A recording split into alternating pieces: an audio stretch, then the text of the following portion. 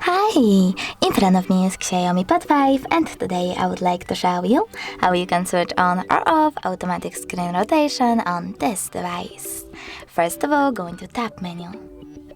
Now you need to look for Rotate Off icon and tap on it. As you can see, now it's gray. That means that auto rotation is now on. If you wish to turn it off, just click on the same icon.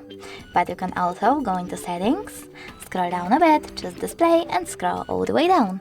Now tap on the switcher next to auto rotate screen. If the switcher is blue, that means that auto rotation is enabled. If you wish to disable it, just click on the same one. Thanks so much for watching. If you enjoyed this video, don't forget to leave a like, comment and subscribe. Bye!